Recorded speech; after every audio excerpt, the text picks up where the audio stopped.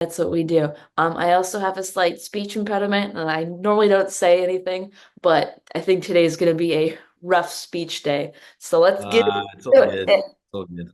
Amazing. Well, first of all, congrats on the movie. So Thank exciting. you so much. Thank you so much. I hope you enjoyed it. Oh my God. So fun.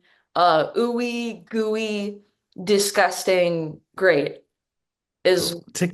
Ticks all the boxes. Ticks all the exactly. good. Exactly. So for my audience, tell us what street trash is about. Yeah. Well, I mean, so obviously, I'll start with, I was a major fan of the original. I grew up watching in the late 80s and early 90s, watching all this 80s and gore films. And I was a fan of street trash. So when I was approached to do street trash, I know what the fuck it was, which which was cool. And so straight away I was like, I love the original, but it was one of those where I've got to do my own thing. Mhm. I've got to do my own thing.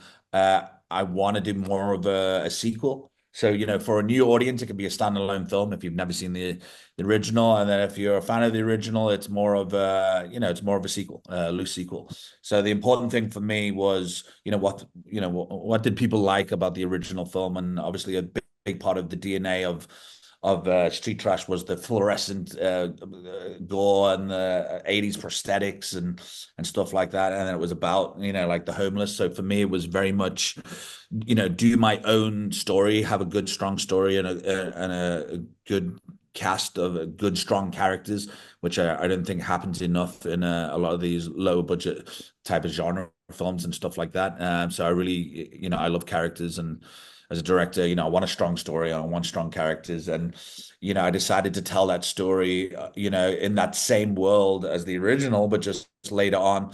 But it's that dystopian, broken down South African Cape Town future where there's no middle class. It's just the rich, which is the government, and then the poor, which is the homeless. And the government decide to get rid of all the poverty, to get rid of all the trash, and to be free from all that. And then you follow these bunch of funny drug addict misfits that uproar against the government, and they slowly start to find out that they're trying to get rid of them, and they uproar against the government's hashtag not the rich. They start fighting against the government. So I think the cool thing was, because of the original film, and because I need to tick those boxes with the prosthetics and the gore, but also we shot on 35 millimeter, which was an awesome. Never thought I would ever shoot on 35, so that was awesome. But it just meant so much more for this type of film that it was shot on film and have that grit, and that there's nothing quite like film. Yeah, it feels like a timeless. I mean, like it feels like it could have been shot in the 80s. Yeah, no, totally, and that's why everybody's saying, like, everybody's already. There's a lot of the original fans that are already like, I didn't expect to like this film as much as I did. Some people have liked it more than the original, which is amazing and crazy, and Crazy. Awesome. yeah, and on top of that, they love it as a sequel, and happy that it's more of a sequel. That I didn't try and copy the story. I didn't try and copy. There's no again, as a fan, it's one of those things. It's like, when like a remake or something comes out, you're just like, why the fuck are they remaking that? You get annoyed. So it's just like straight away, I knew I wanted to do something different, and it's funny because a lot of the press has said remake and all that. And I think, it takes one press to say, hey, remake. And then everybody's fucking saying remake. And I'm like, it's a fucking sequel. It's a fucking loose sequel. It's not the same. And you watch that, everybody's like, okay, it's not the fucking same. So yeah, it was, I think anybody that watches the movie can see, that we had a great time with the actors and with the prosthetics and all the gore. And it was awesome working with all those prosthetics, and I just felt like a kid again watching those movies, like when I was a kid. So it was awesome. The special effects insane, insane, and I I have not seen the original Street Trash, so I walked in fully blind because that's what I usually do with every movie. I'm like, I'm gonna do no research. I'm like, the poster looks cool. I'm like, sure, let's watch it. Let's talk about it. And it when that first person like exploded and like goo, and I was like, what? Yeah. But also so fun. Now, from the original to this, how did you like revamp kills and come up with new ones? Because you had like at one point like balloons, but like out of people. You know what I'm talking about? Because like it was Yeah. like it's so creative. It was just so creative. And again, we need more stuff like that. Yeah, no, no, absolutely, and that's the thing I think that's missing in cinema today is the prosthetics. To have that in camera. I mean, everything's CGI now, and there's nothing wrong with CGI. I'm not a great fan of CGI. There's nothing wrong with CGI when it's done really well, but when it's something like this, there's nothing better than having it in camera. And I think it's awesome, like you saying, you didn't know the original and you went in blind, and that's almost like how it was like when I was a kid going to the video shop. You look at the cover and you go, oh, this is fucking cool. I want to watch, the artwork's great or whatever. I'm going to go watch this. And that's what it was like, like back then. So yeah, to do that. Sorry, I can't even remember the question now, You're but to good. do, to do the prosthetics and have that and get this audience to see that prosthetics and have that and then just play homage to the original and a lot of nods for a new audience like yourself. It's a standalone film, but if you watch the original and you're a fan, you can see that it's a sequel. That rocks. That rocks. So again, I'm gonna go back because I am curious. And I love asking, or writers or directors coming up with new kills is Oh hard yeah, yeah, because everything's kind of yeah, been done. So yeah. what like how like what was that process like where you're just like, oh, what if we did this and then their head It was very, off it was, and ve- then yeah, it goo. was very much, yeah, it was very much like that. So, in the original film, there's about, I think, five or six major melts. Hmm. So obviously making this film was like, cool, we're gonna have to do more melts than the original. So, I think we had about like seven major melts in the film. And then there was all the little mini melts here and there on top of all that. And then there was a lot of prosthetics like chainsaw, blah, blah, blah, whatever. There was a lot of stuff. So when it came to writing the film, sometimes I had the idea and, I just wrote it and then it was in the script. And then obviously it gets to a point when things starting to come to alive and you know that you're actually going to fucking make the film, then it's sitting there with the prosthetics people going, can we do this, can we do that, or them saying, hey, well, what if we do this, and I'm like, yeah, yeah, yeah, let's do that, or let's add this onto it. So it was just like so a lot of the ideas I came up with, but a lot of the ideas just developed as we were, there was a lot of pre-prod and they have to build all those prosthetics. So it takes time that we get the idea, then they build it, and then when it comes to shooting, we would shoot on like two 35 millimeter cameras so we got two angles, and then sometimes it's like it's like going, okay, we got to get the close up of the neck, and now we're doing the ankle, or now we're doing the wrist, or now we're doing the inflation and blah blah blah or whatever. So it just takes time, and you're shooting this, you're shooting that, and then you put it all together, and you're like, all right, cool. But then sometimes you're also shooting, and it it doesn't work, Hmm. and we've got to reset the prosthetic, and that will take about an hour or two, depending on what it is. And then sometimes it works, and then something other magic sort of happens, and then and then a mistake happens, but the mistake is fucking cool. Like it inflates too much or something like that. And then it fucking pops or bursts. So yeah, it was nice and gooey. But when we were shooting, it was also in winter. So it was pretty fucking cold here as well Hmm. while we were shooting. Ooh, fun. So fun. Yeah. So so you said that you did several takes of everything. That's crazy to me because Not, not, not, not, like not, well, sev- like yeah, every not, kill. Yeah, no, we had about seven. No, we had about seven major melts. So Mm. in total, we had about seven major in-depth melts, and then we had all the little small melts because there's a lot of gore in this film. So we had like seven major ones where we built a lot of prosthetics, and then there was all the little small ones, and then there was all these random other prosthetics of either people getting shot and squibs and chainsaws and stuff like that. But every time we were filming a main prosthetic melt, then we would always have the two cameras shooting it all at the same time, just so we've got the continuity and we've got the angle. Because that's the thing about shooting on film. It's not like and prosthetics, it's not like you can't keep doing it. It takes time to reset it, and it takes time. If you're on film, sometimes it's like this is it, Yeah. and sometimes we've got it, and sometimes we don't need to do another take because we got it. And then it feels weird because we're on two cameras and we got it, but you still don't know if the fucking film's going to come out, when you get it developed. So it feels like you want to do it again.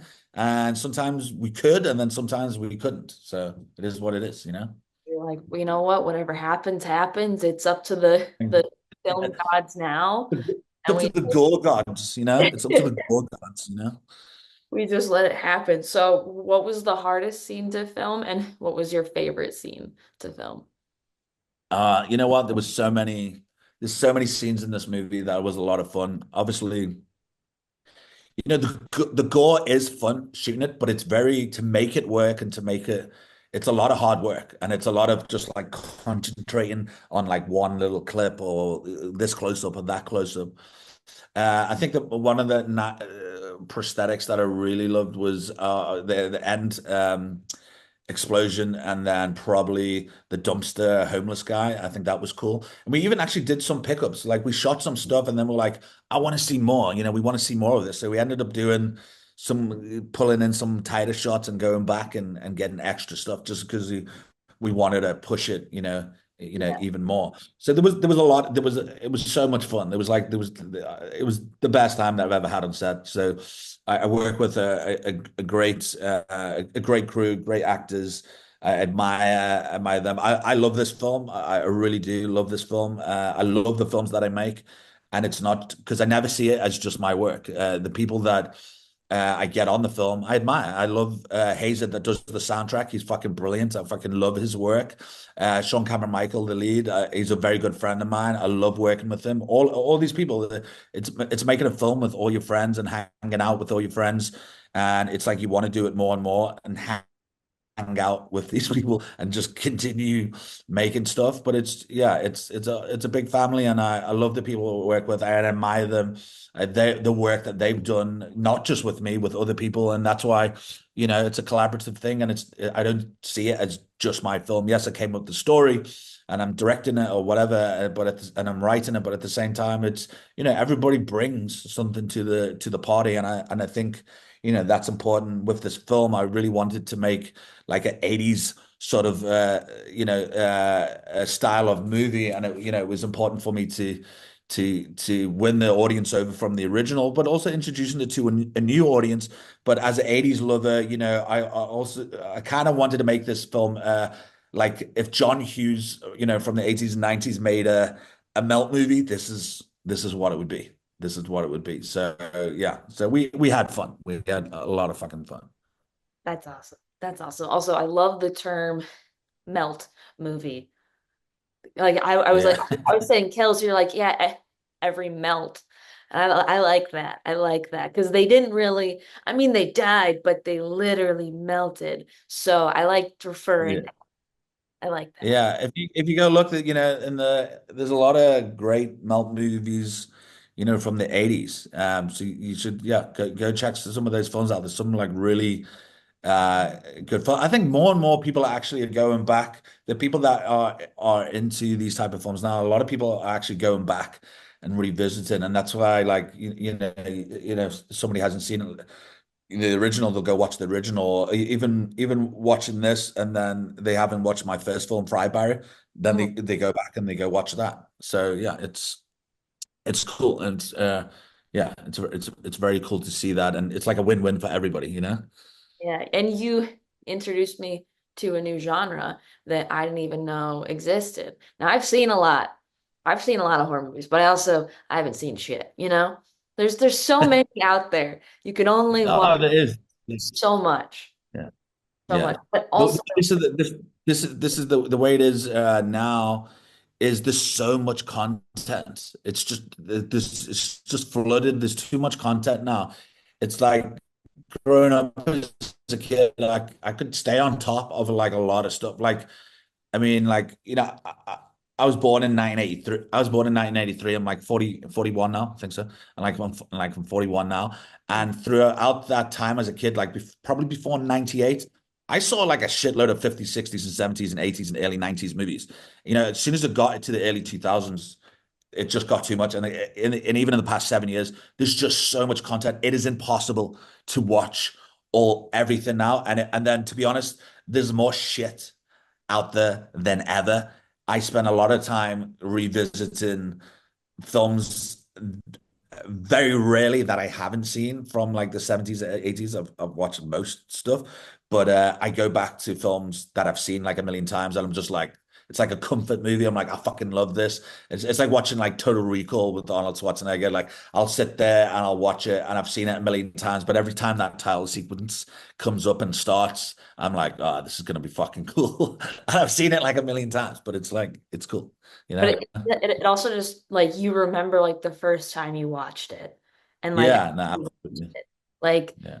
not the same, but kind of. I remember watching Toy Story for the first time on a VHS, and Yeah, just like it doesn't have that same feeling anymore, obviously. yeah, yeah, But not that yeah. I watch Toy Story a lot, but that's the one that comes to mind. That like I just remember being like, God, I remember the first time I watched this, and it was just But awesome. it's those moments. It's those moments when you grow up and it doesn't matter what it was, but it's those moments that you remember, like the first time that you went to the cinema or the first time that you watched something because it was such an experience and it was such I remember like people, get Nightmare on Elm Street, on VHS and coming round to my house and going, let's watch this because we weren't allowed to watch it or whatever. You know what I mean? It's those moments that you remember, or like on a Friday and Saturday, would go to the video shop and we would get a fucking video, and it was a Friday, Saturday night, and it would be such a pleasure and such a thing like, oh, oh, cool, we're gonna watch a movie, and then your dad would be like, okay, you can get 2 movies, and we're like, oh my God, we can get 2 movies, and then we would get the 2 movies on a Friday and Saturday, and we'd sit there and we watch it, and it was like, it was either that or going to your friend's house, and there'll be a group of you just sitting there watching whatever film, and I think films like Street Trash, it's one of those like watch it with your friends. Watch it with a group of people, whether you're getting fucking stoned or drinking or fucking eating pizza or fucking whatever you're doing. I think it's a cool film to watch and enjoy with a group of people. 100%. And also, I wanted to bring this up because, but I also want to come back to horror movies because I'll ask you about those in general. But the puppet, you were also in it. The pup, listen, I understand that people are gonna be like, I love this guy. I hated him. He was so creepy. Great job. I I sometimes I love a puppet in a horror, and I was like, I don't like that guy. I don't like that guy. But then I was like, of course it was your voice, and I was like, well, of course it was. Yeah, yeah, yeah. Nah, and you know what? It was yeah, I've done a lot of I actually started as an actor and I still act now. And so I've always been like jumping between directing and acting. And I've never really done like voice work before. And as actors or comedians or what, we always do like mess around and we do funny things. And it was just one of those where I just started to do this voice and I was like, you know what, I actually want to fucking do this. I think it'll be fun. And for me, the other bonus thing about doing it was also working with Gary Green that played Two-Bit. It was because I work very closely with Gary because he's not a trained actor. It was just that character was actually designed and a very good idea what I thought of at the time, but it was designed as like a support boat for his character. Oh. So for Gary to work with Gary, and I think it just complemented, Two Bit and and Sokol, and of course just doing his voice and shit, and we did it his voice on set. So the whole I mean, I used to fucking smoke, and I don't fucking smoke anymore. I have like a little stogie every now and then, but when I was like smoking cigarettes on set, doing that voice, going, "Okay, this is Sokol." Every time I did that, I was like, at the end of the day, I was like, "Oh, fucking hell, my throat is killing me." But it was fucking fun. It was fucking worth it. Everybody so far absolutely fucking loves fucking Sokol. Everybody fucking loves him. So great. He's So great. No, but he's yeah, awesome. I hate him, but I love him. Does that make sense? yeah, no, I'm no, we like, get totally. away from me, but also more, you know? I think we all have. It's like the hormone monster. You know what I mean? It's like that's what he is. He's just this fucking horny. He's just this fucking horny little fucking alien that just wants to fuck and just Yeah. wants to, he's like that little annoying friend Yeah. or whatever. But it's yeah, it's just it was a fun character, this is the whole thing about the film. You know what? There's a lot of social commentary in the movie about, just society, and some people won't watch it and won't even get it, and some people will see it. But it's the whole thing about the homeless people and the whole thing about the government controlling people, and that shit. We all went through COVID. We know how governments get. We know that after COVID, a lot of people lost their jobs, a lot of people lost their businesses, a lot of people became homeless, and it's a fucking problem in the world right now. It's fucking insane. But there's that side of things which is layered within the story. But at the same time, I can also step back from that and go, it's a fucking melt movie. It's I'm not trying to fucking cure cancer or fucking anything here. It's a melt movie. It's supposed to be fun. Like I said, whether you're getting fucking stoned and cracking open a fucking beer or fucking whatever, it's meant to be a fun movie for groups of people to watch and enjoy. It was very fun. Very, very fun. So fun. So here's where I ask the horror things. What is your favorite horror movie? If you need to list a couple, you can. Um, I mean, yeah, it's a hard one. Just like at the top of my head, I love The Thing.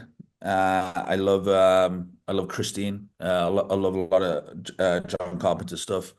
I love a lot of David Cronenberg, whether it's The Fly or other movies. I'm just trying to think what else. Christine's like really up there, and The Thing is really up there.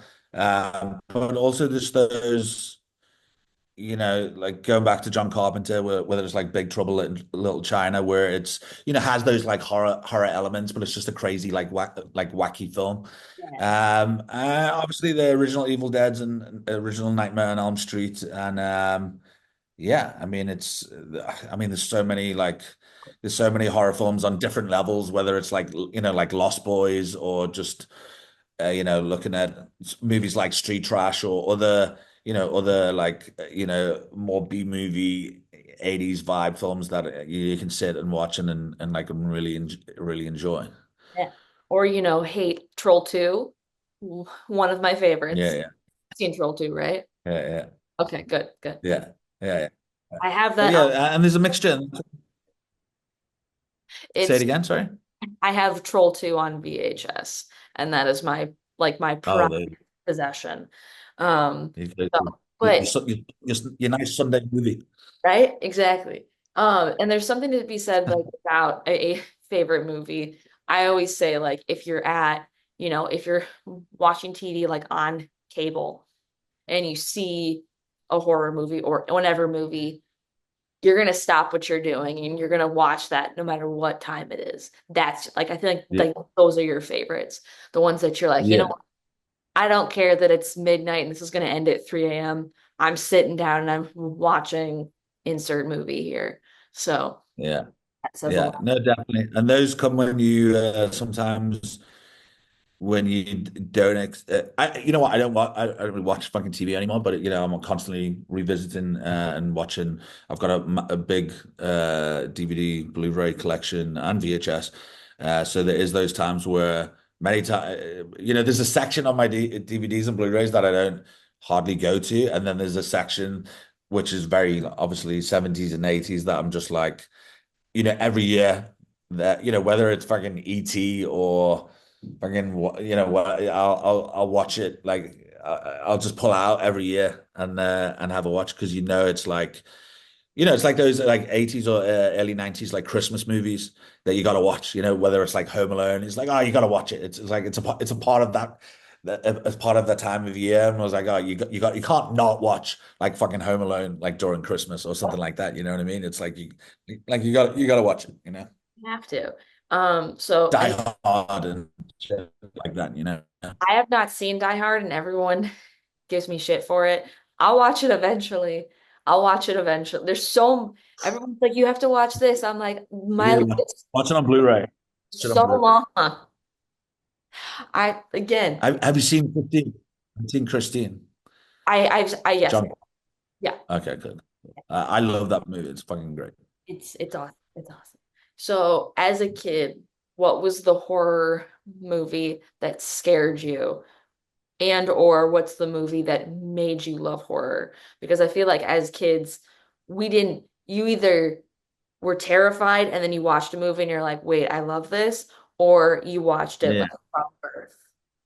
I feel like there's no in between. I think probably what probably got me into horror probably was like, I mean, my dad let me watch fucking anything and everything, so I just watched so many fucking like 80s like horror and stuff. But I think Nightmare on Elm Street was like a big one. I just love all the prosthetics in that, and so that yeah, again it comes down to like the John Carpenter and the David Cronenberg style of stuff that really made me get into it. I'm just trying to think um what film like really fucking like scared me.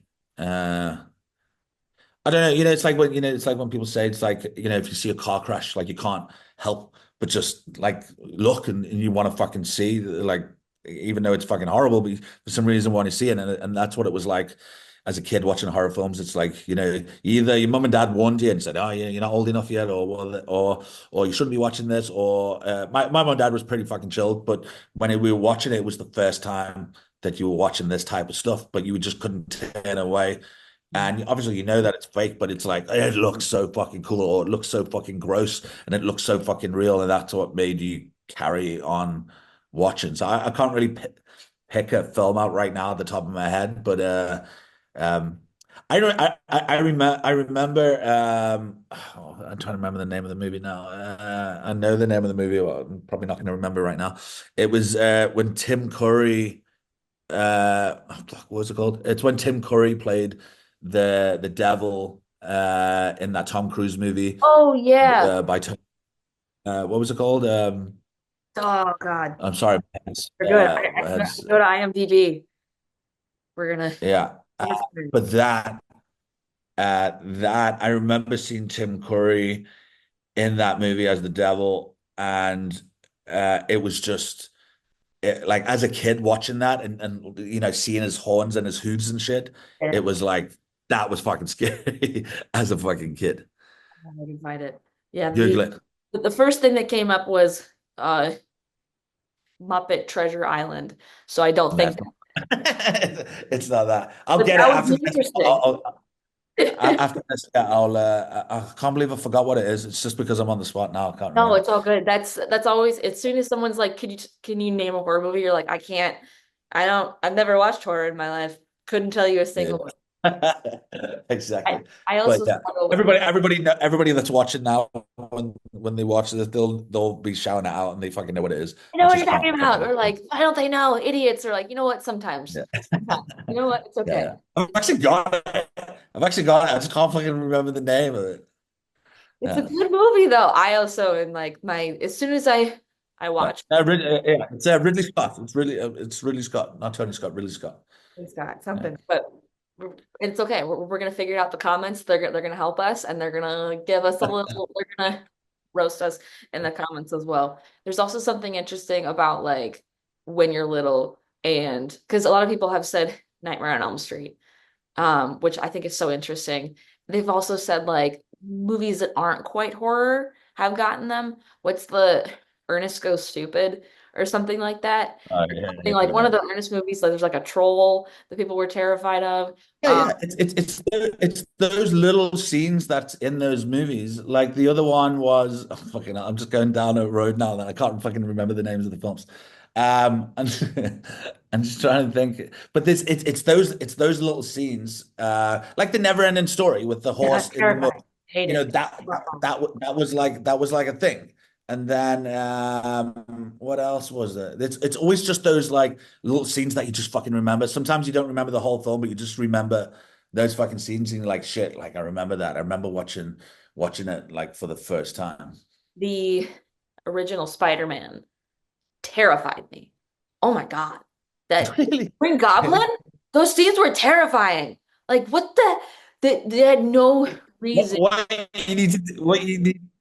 you need to do is you need to watch the fucking 70s fucking Spider-Man, Okay. that Spider-Man movie, because it's literally a fucking dude in a terrible Spider-Man suit on a rope, Yeah. fucking swinging from building to building, just going fuck, just like fucking going from building to building. It's fucking terrible, but it's fucking funny to watch. That sounds great. I need to watch that. That sounds awesome. I feel like I need to watch them back to back to appreciate the Sam Raimi version, you know? Legend, Tim Curry, Legend. It was called Legend. See, you got it. It's just it Yeah, sometimes it takes a second and then you're like, ah, I got it. I got it. Or as soon as yeah, we end this, it's gonna be like, I remember everything. That's always how it goes. That's always how it goes. exactly. Always how it goes. So now I have this silly little thing that I ask everybody that is a pun on the name of my podcast. Do you think audiences will be afraidy or not afraidy of street trash? Afraid or not afraid. It depends what type of person you are. So, um, it's one of those like, I guess, afraidy, only in a way that, like we were saying, there's that stuff that you watch and you know it's gross, but you want to watch it and you also laugh because it's that gross that you want to laugh and enjoy it. So I'm gonna say afraid. Hell yeah. I mean, if anything, you're afraidy of, you know, the puppet. And Yeah, that's exactly. yeah, Will exactly. come haunt you tonight in your dreams, Mr. Sokol.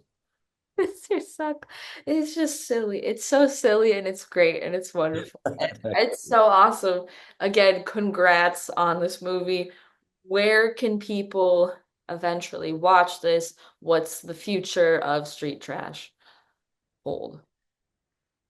Well, yeah, it's Street Trash is coming on Screenbox next month. It's at the moment in the US, it is on Amazon and Apple TV. Yeah, so Apple TV and Amazon right now in the US, and then I guess there's also many screenings going around in cinemas as well, playing the 35 millimeter print around the States as well. So that's really cool. I went to the Tarantino cinema, the New Beverly, and watched it. We had 2 nights there, which was awesome, and it was so much fun sitting watching 35 on that screen and watching it with a big audience. It was yeah, it was very cool. So exciting. Yay. Well, thank you so much for taking, time to chat with me about your movie. And again, congrats. So excited to see what you do next. Do you know what you're gonna do next after this? You're like, I'm gonna take a nap. I'm gonna take a break. No, I can't take naps. I can't even sleep for a start. So that's one thing. I like to work and I constantly like to film stuff. There is a few films that I've got kind of lined up and just waiting for funding for here and there. So I never know which one's gonna happen next. Apart from that, I have been working on a little black and white, gritty indie um film with Gary Green. So I've been shooting that every now and then. So I'll probably release that next year. It's very different than Street Trash, very different than Fried Barry. And yeah, as I said, I love all genres. So I will continue making like horror films and other weird, fucking crazy films. But I'm really open to like all genres. There's a time and place, whether you're watching Toy Story or watching whatever. It's there's a time and place for everything. Hell yeah, there is. And again, congrats. You did great. And you made a movie. Thanks. Yay! Thank you so much. I'm so happy that you enjoyed it. And yeah, I'm so far, from everybody that's watched so far, have reached out to me. I've been really enjoying it. A lot of the original fans from the original, they're really enjoying it, which means a hell of a lot to me. So yeah, so it's people are beginning to say that it's already like a cult film because of it's shot on 35 and it just has that 80s feel. So if we continue doing that, I mean, that would be super awesome. Street Trash 3. Actually, I did some interviews yesterday, and everybody was asking that they want to see another Street Trash. So if you do want to see it, I don't know, let me know. Drop a comment on your video or whatever, and we can always see. I've got a few ideas, but yeah, you never know. I'm always open, but you never know. It's got to be right, and it's got to be a right story. Otherwise, don't fucking touch it and don't Yeah. go there. Yeah. Totally agree. Totally agree. But hey, if it happens, it happens, and you'll have it there. If it doesn't, it's okay. It's Yeah, okay. exactly. Amazing. Well, it was so great chatting with you. Thank you so much. Everybody was actually trash. So if you do want to see it, I don't know, let me know. We can always see. Yeah, you never know. I'm a story. Otherwise, don't fucking touch it and don't Yeah. go there. Yeah. Totally agree. Totally agree. But hey, if it happens, it happens, and it's okay. It's Yeah, okay. exactly. Well, it was so great chatting much. Uh, And trash. So if you do want to see, I don't know, let me know. Yeah, you never know. I'm fucking touch it and don't yeah, go there. agree. Totally agree. It's okay. It's Yeah, okay. exactly. So much. Uh,